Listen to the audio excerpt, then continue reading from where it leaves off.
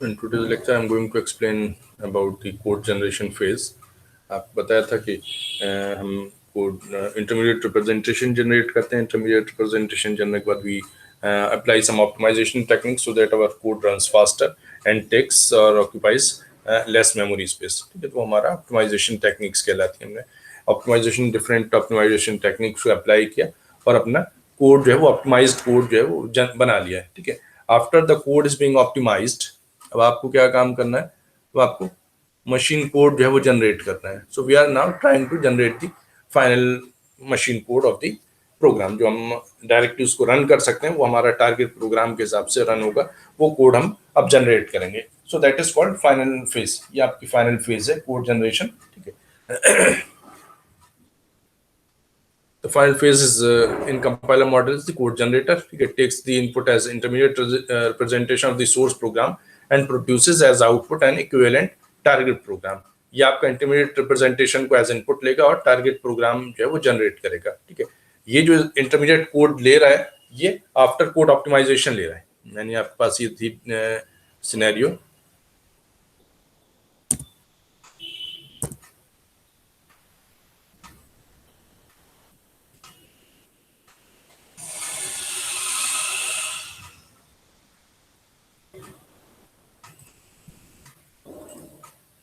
This is the scenario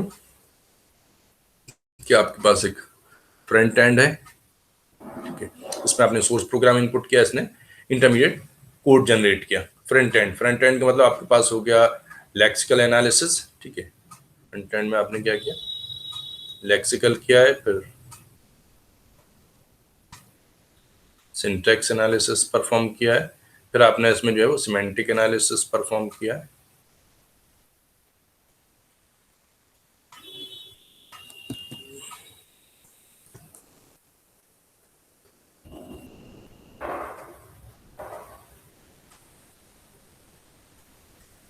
ये आपने ये सब चीज़ें परफॉर्म की. ये आपका सब तीनों फेज मिला के फ्रंट एंड कहलाती है. उसके बाद आपके पास एक इंटरमीडिएट कोड जनरेट हो गया.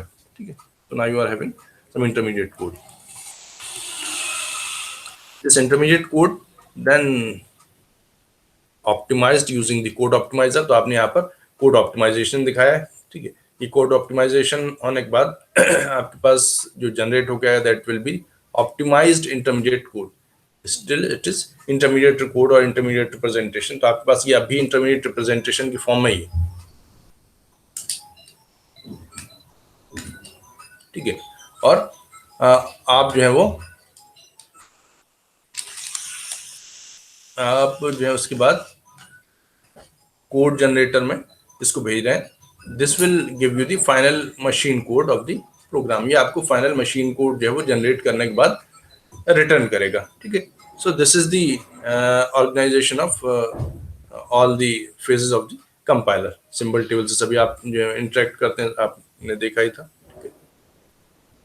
इसके बाद आप क्या आते हैं, जब आप कोड जनरेशन में जाएंगे, what are the different issues that you may face during code generation. ठीक है, आपको कोड जनरेशन में क्या इश्यूज जो हैं वो आ सकते हैं, वो आपके यहाँ पर लिखे हुए हैं. Following issues arises during the code optimization. Code generation phase. Optimization तो आप ऑलरेडी कंप्लीट कर चुके हैं. क्या क्या उसमें इनपुट टू कोड जनरेटर, कैसा आप इनपुट देंगे, किस फॉर्म में देंगे.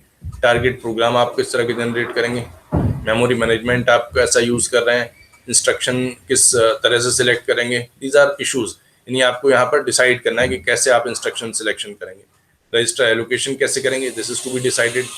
एंड इवेल्युएशन ऑर्डर आप क्या रखेंगे, ये भी आप जो है वो डिसाइड करते हैं. So these are different issues that you have to decide before code generation. या आप कोड जनरेशन में जाएंगे उससे पहले आपको इन सब चीज़ों को क्लैरिफाई करना पड़ेगा कि आप इस तरह से ये सब काम कंप्लीट करने वाले हैं. तो इनपुट टू कोड जनरेटर, इसमें आप क्या देने वाले हैं, कोड जनरेटर को इनपुट. Input to the code generator consist of intermediate representation of source program produced by front end together with the information in the symbol table to determine runtime addresses of the data objects denoted by the names in the intermediate representation. ठीक है, यानी आपके पास जो intermediate code है उसमें कुछ addresses वगैरह भी होंगे जो आप कैलकुलेशन जो इंटरमीडिएट फॉर्म में आप यूज करेंगे. जैसे आपके पास एरेज हैं तो इनकी एब्सोल्यूट एड्रेस भी हो सकते हैं, या आपने कहीं जंप स्टेटमेंट यूज किए हैं उनके एड्रेसेस हो सकते हैं. वो सब आप सिंबल टेबल में स्टोर करके वहां से उसकी हेल्प से यूज करेंगे. Intermediate representation can be linear representation, आपके पास लीनियर रिप्रेजेंटेशन हो सकता है सच एज पोस्टफिक्स नोटेशन, ठीक है। 3 एड्रेस फॉर्म में आपके पास नोटेशन हो सकता है such as quadruples. Virtual machine representation हो सकता है such as stack machine code, और graphical representation such as syntax trees and DAGs, ये भी आपके पास हो सकता है। तो ये आपके इंटरमीडिएट रिप्रेजेंटेशन के फॉर्म्स हैं जो आप एज इनपुट यूज कर सकते हैं कोड जनरेशन की फेज में, ठीक है। Prior to code generation, front end must be scanned, parsed and translated into intermediate representation along with necessary type checking. ये सब आप ऑलरेडी कर चुके हैं इसमें। Therefore, input to code generation is assumed to be error free. इस वजह से आपका कोड जो है वो एरर फ्री कंसीडर किया जाए, क्योंकि आप फाइनल कोड तब तक जनरेट नहीं करते जब तक कि प्रीवियस फेजेस की सारी एरर्स करेक्ट नहीं हो जाती हैं, ठीक है। तो इसलिए इसमें कोई एरर होने के चांस ना के बराबर है, ठीक है। So that this code that you are using is error free code, ठीक है। ये भी आपका एक इंपॉर्टेंट पॉइंट है कि आपको इस बात को ध्यान रखना है कि आप कोड कब जनरेट करें, जब आपके सारी चीजें कंप्लीट हो गई। अब टारगेट प्रोग्राम आप जो जनरेट करेंगे वो टारगेट प्रोग्राम कैसा होगा? The output to the code generator is the target program. जो आउटपुट है कोड जनरेटर का वो हमारा टारगेट प्रोग्राम कहलाएगा। द आउटपुट में भी एब्सोल्यूट मशीन प्रोग्राम जो आप कोड जनरेट कर रहे हैं, दिस में भी एब्सोल्यूट मशीन लैंग्वेज प्रोग्राम, यानी एग्जैक्टली किसी पर्टिकुलर मशीन के लिए जनरेट किया हुआ है, और it can be run in the fixed memory location, ठीक है, and can be executed immediately. आपने इस तरह का प्रोग्राम जनरेट किया है कि आप उसको अगर एक पर्टिकुलर मशीन लोकेशन पे स्टोर कर दें तो ये डायरेक्टली आपका रन किया जा सकता है।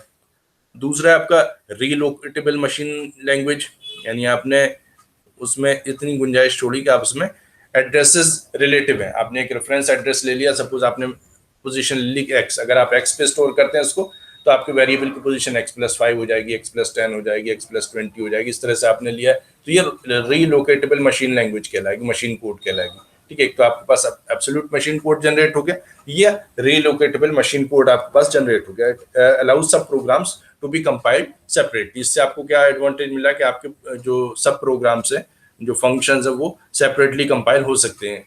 क्यों? क्योंकि आपने एक रेफरेंस में एड्रेस दिया हुआ है, उस रेफरेंस एड्रेस को आप कुछ भी वैल्यू दे देंगे उसके हिसाब से ये कंपाइल कर सकता है। या आप ये भी काम कर सकते हैं कि आप असेंबली इंस्ट्रक्शन के इंस्ट्रक्शन जो है वो जनरेट करते हैं, असेंबली लैंग्वेज इंस्ट्रक्शन जनरेट करते हैं। This is also possible. Code generation is made easier. इसमें कोड जनरेशन जो है वो थोड़ा आसान हो जाता है। फिर आपका तीसरा इशू क्या है? मेमोरी मैनेजमेंट का इशू है कि आप जो है मेमोरी कैसे मैनेज करेंगे।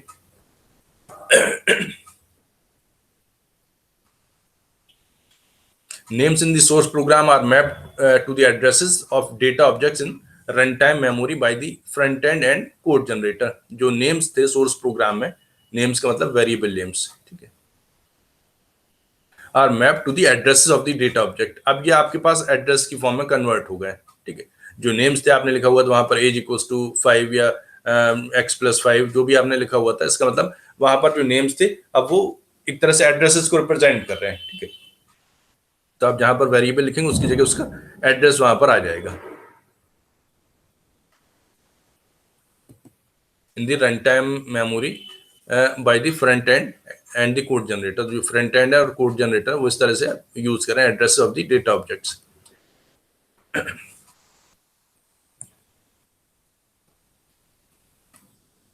It makes the use of symbol table. Symbol table यहाँ पर भी यूज होगी, जैसे आपने देखा था हर जगह सिंबल टेबल यूज हुई है, यहाँ भी सिंबल टेबल यूज होगी। That is the name in a 3 address statement. जो आपके 3 एड्रेस स्टेटमेंट 3 एड्रेस कोड था उसमें जो आपने नेम्स यूज किए refers to the symbol table entry of the name. उससे आपको सिंबल टेबल की एंट्री मिल जाएगी जो आपने की हुई है, ठीक है। Labels and 3 address statements. जो 3 एड्रेस स्टेटमेंट है वहां पर अगर आपने कोई लेबल यूज किया, लेबल से मतलब जो आपके पास जंप स्टेटमेंट होती है, जैसे हमने सी में प्रोग्राम बनाया था, आप लिखते हैं गो टू बैक या गो टू प्रीवियस या गो टू फ्रंट या बैक, कुछ भी आप लेबल यूज करते हैं। गो टू में जो आपने स्टेटमेंट यूज किए थे वो आपकी जंप इंस्ट्रक्शंस कहलाते हैं। जैसे आप देख रहे हैं यहाँ पर लिखा हुआ है क्या, जे, इसका रेफरेंस जो इसका लेबल है वो हो गया जे, और गो टू आई लिखा हुआ है यहाँ पर, तो आपको आई पे जंप करना है। इसका लेबल क्या है, जे है। If I is less than J, J भी आपका एक एड्रेस है और आई भी एड्रेस है। अगर आई की वैल्यू जे से कम है तो इसका मतलब ये बैकवर्ड जंप है। अब backward jump instruction with target address equal to location of the code for quadruple I is generated। तो आप जो है उस टारगेट कोड के लिए क्वाड्रुपल की फॉर्म में एड्रेस जनरेट कर देंगे, ठीक है। अगर आई की वैल्यू जैसे बढ़ी है तो जंप आपकी फॉरवर्ड जंप हुई। We must store on a list of quadruple I the location of the first machine instruction generated for quadruple J, ठीक है। जो quadruple J का इंस्ट्रक्शन होगा उसका एड्रेस हम स्टोर करके रखेंगे। When I is processed, the machine location for all instruction that forward jump to I are filled। फिर बाद में आप इन सब की वैल्यूज को जो है फिल करेंगे, ठीक है। ये हमारा एड्रेस कैलकुलेशन होगी इसमें 3 एड्रेस स्टेटमेंट्स में। फिर आपका इंस्ट्रक्शन सिलेक्शन कि आप इंस्ट्रक्शन को किस तरह से सिलेक्ट करेंगे। कभी कभी आपका इंस्ट्रक्शन ऊपर नीचे करने से काफी जो है वो इम्प्रूवमेंट हो जाता है कोड के एग्जीक्यूशन स्पीड में। The instruction of target machine should be complete and uniform. जो इंस्ट्रक्शन है वो सारी कंप्लीट और यूनिफॉर्म होनी चाहिए। Instruction speed and machine idioms are of important factors when efficiency of target program is considered. जो instruction की स्पीड है और जो मशीन की ईडियम्स है वो इंपॉर्टेंट है जब आप उसकी इफिशियंसी की बात कर रहे हैं प्रोग्राम की। The quality of generated code is determined bye its speed and size. जो आपका जनरेटेड कोड है यानी कि जो आपका आउटपुट जनरेट होगा, मशीन कोड जनरेट होगा, उसकी क्वालिटी जो है वो डिपेंड करेगी उसकी स्पीड पर और उसके साइज पर। दो चीजों पर आपकी उसकी क्वालिटी डिपेंड करेगी। The formal statement can be translated into letter statement as shown below. यहाँ पर आपका जो लिखा हुआ है a equals to b plus c and d equals to a plus e, ये आपका एक इंस्ट्रक्शन है, ठीक है। इसको हम ट्रांसलेट कर सकते हैं। कैसे ट्रांसलेट होगा? जब मशीन में कन्वर्ट होगा, ये 3 एड्रेस है। एक्चुअली यहाँ पर ये ब्लॉक नहीं होना चाहिए था, ये कंस्ट्रक्शन अगली फेज में, यानी ये इंटरमीडिएट रिप्रेजेंटेशन है और ये उसका मशीन कोड है। करस्पॉन्डिंग मशीन कोड जो जनरेट होगा वो इस तरह का मशीन कोड जनरेट होगा। R0 is stored in B, ठीक है। R0 को B में मूव किया आपने, और बल्कि B को आपने R0 में मूव किया, फिर उसमें R0 में C को ऐड किया, फिर आपने R0 को A में मूव किया, फिर आपने R0 को A में मूव किया, फिर आपने ऐड किया है E को R0 में, फिर आपने मूव किया R0 को D में। तो ये इंस्ट्रक्शन आपका जो है वो this is used as instruction. यहाँ पर इसका कोई जो है वो काम नहीं है। तो इस इंस्ट्रक्शन को एलिमिनेट किया जा सकता है। This instruction can be removed. इसको हम हटा सकते हैं क्योंकि वापस से R0 की वैल्यू आपने A में स्टोर कर दी एक्यूमुलेटर में, उसके बाद अब वापस आप R0 को एक्यूमुलेटर में ला रहे हैं। इसका मतलब अब उसी वैल्यू को दोबारा से कॉपी करें, तो R0 में ऑलरेडी वो वैल्यू है जो हमें चाहिए, ठीक है। तो यहाँ पर ये इंस्ट्रक्शन आपका रिडंडेंट हो गया, इसको हम हटा सकते हैं, रिमूव कर सकते हैं। उसके बाद आपका रजिस्टर एलोकेशन, कि आप रजिस्टर जो है वो कैसे एलोकेट कर रहे हैं, ठीक है।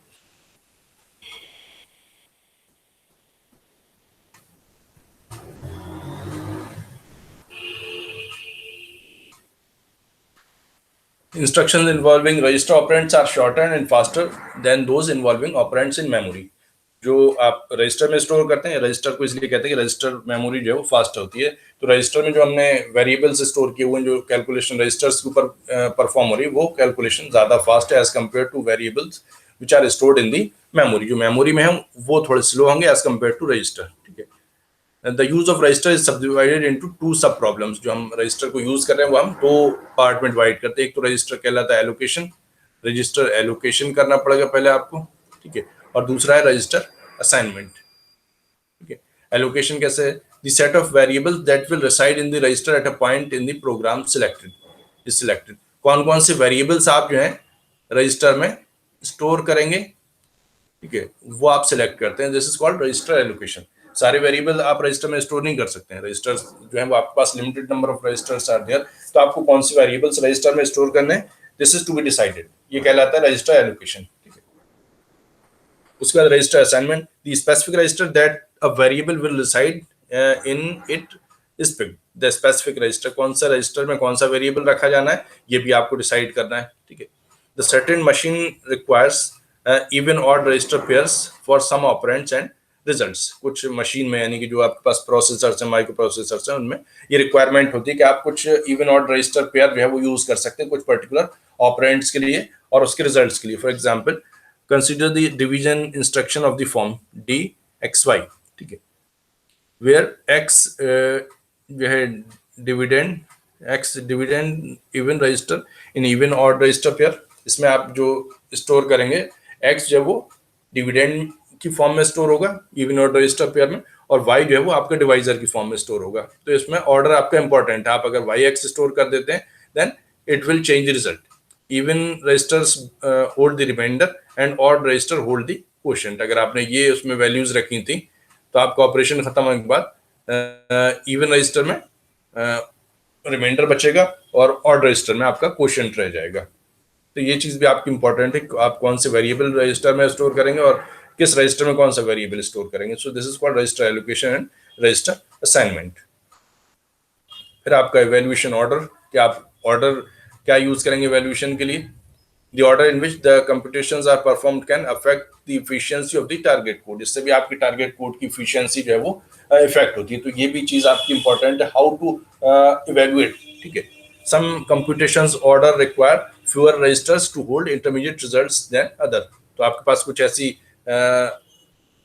ऑर्डर हो सकते हैं, कैलकुलेशन ऑर्डर, कि आप एक ऑर्डर में अगर कैलकुलेट करते हैं तो आपको नंबर ऑफ रजिस्टर जो है वो कम यूज करने पड़ते हैं, और अगर आप दूसरा सीक्वेंस यूज करते हैं तो आपको ज्यादा नंबर ऑफ रजिस्टर्स की जरूरत पड़ेगी। तो आप ऐसा इवैल्यूएशन ऑर्डर जो है वो चूज कर सकते हैं जिसमें आपका मिनिमम नंबर ऑफ रजिस्टर्स से काम चल जाए। तो ये भी आपको डिसाइड करना है। ये सब आपके इश्यूज थे जो आप कोड जब जनरेट करेंगे मशीन कोड या टारगेट कोड, उसमें आपको इन सब इश्यूज को जो सॉल्व करना पड़ेगा। ये टारगेट मशीन का एक तरह से मॉडल है आपका। टारगेट मशीन में आपके पास क्या क्या चीजें हो सकती हैं, कौन कौन से इंस्ट्रक्शंस हो सकते हैं, और उसको हम कैसे रिप्रेजेंट कर रहे हैं। Absolute address mode with their assembly language forms. Absolute mode जो है वो एम यानी मेमोरी में रहेगा, एड्रेस जो है वो भी मेमोरी में, एडेड कॉस्ट जो है वो 1 की हो गई। रजिस्टर में अगर दोनों ऑपरेंड्स आपके पास रजिस्टर रजिस्टर तो उसकी कॉस्ट हो गई 0, क्योंकि उसमें आपको कोई अलग से टाइम नहीं करना है, कोई चीज कॉपी नहीं होनी, डायरेक्ट रजिस्टर के ऊपर आप ऑपरेशन परफॉर्म कर रहे हैं। इंडेक्स्ड कैलकुलेशन अगर है CR सी कोई उसकी इंडेक्सिंग है, उसके बाद फिर आप कुछ उस पर रजिस्टर से कंटेंट उठा रहे हैं तो इसको हम कह सकते हैं C plus contents of R। इसकी कॉस्ट जो है 1 हो जाएगी। इनडायरेक्ट रजिस्टर असाइनमेंट है, ये भी रजिस्टर है पॉइंटर रजिस्टर का, और ये रजिस्टर की कंटेंट्स है तो इसकी कॉस्ट हुई 0। इनडायरेक्ट इंडेक्स्ड है तो CR समझ लिया आप, ठीक है, इंडेक्स में, और दूसरा कंटेंट जो है वो कंटेंट आपको ऐड करना है, सब्ट्रैक्ट करें, तो यहाँ भी आपकी कॉस्ट जो है वो एक कॉस्ट हो जाएगी।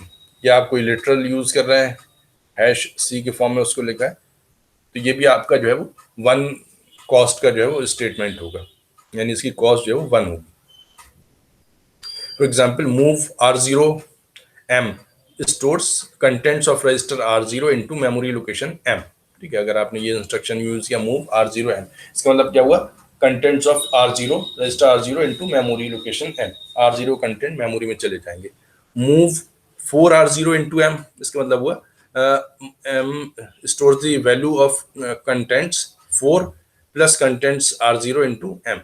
ये इस तरह से स्टोर हो रहा है,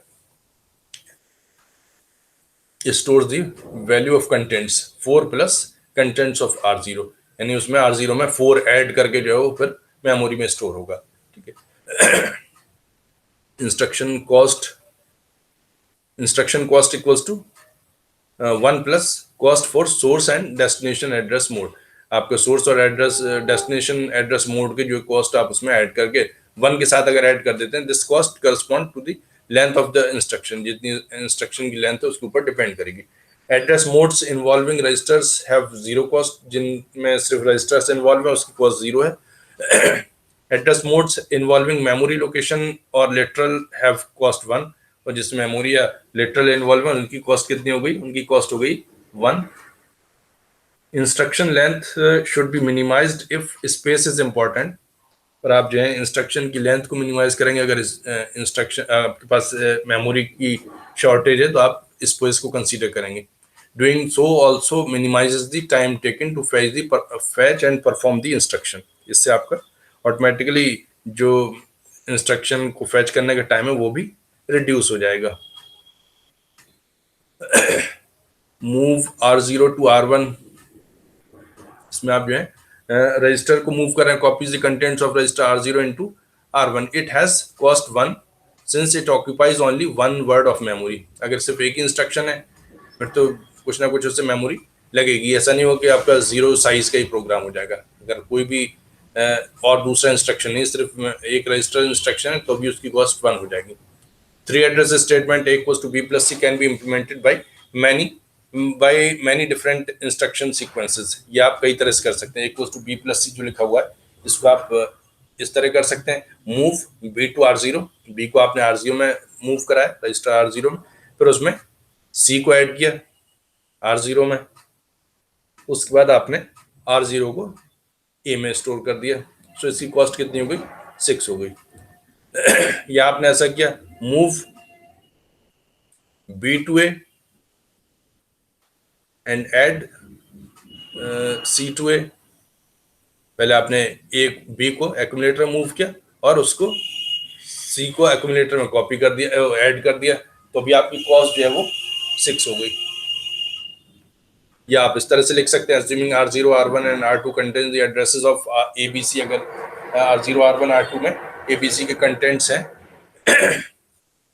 तो आप लिख सकते हैं मूव R1 टू R0। ठीक है, आपने R1 को R0 मूव किया और R2 को R1 में R2 को R0 में ऐड कर दिया, तो इसकी इंस्ट्रक्शन कॉस्ट जो वो आपकी 2 रह गई सिर्फ। अगर R1, R0, R1, R2 में पहले से इनके एड्रेसेस पड़े हुए। In order to generate the good code for target machine we must utilize its addressing capabilities efficiently. जो उसकी एड्रेसिंग कैपेबिलिटीज हैं वो हमें सही तरीके से जो है वो यूज करनी पड़ेंगे अगर हम उसको प्रॉपरली यूज करना चाह रहे हैं। Run time storage management. Run time में आपका स्टोरेज कैसे मैनेज होगा उसके लिए भी आपके पास जो है कुछ गाइडलाइंस है, तो वो कहलाता है हमारा रन टाइम स्टोरेज मैनेजमेंट। ठीक है,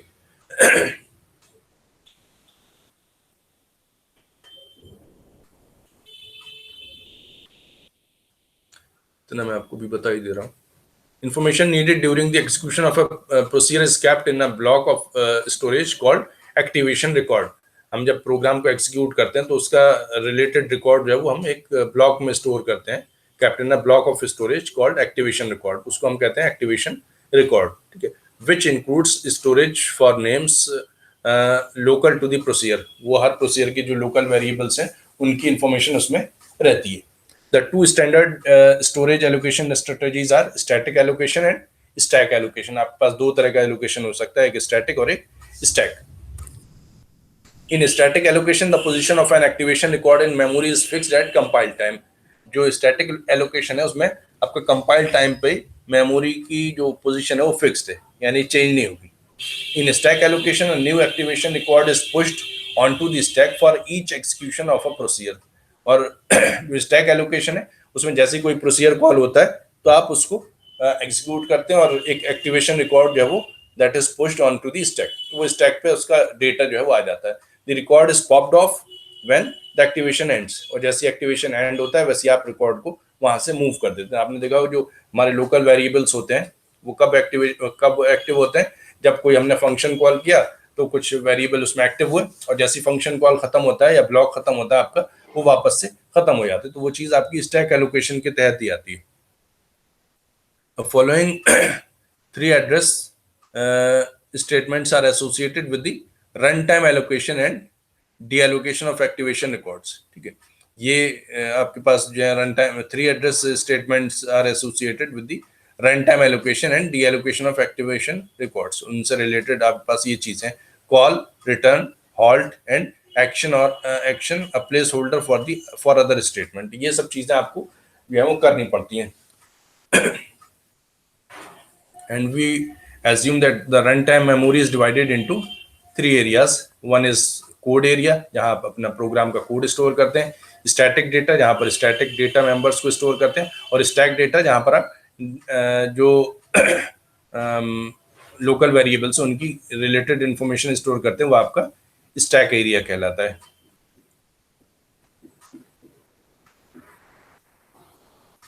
I think I should stop here. I'm stopping here today. I'll upload other lecture on next day. Thank you.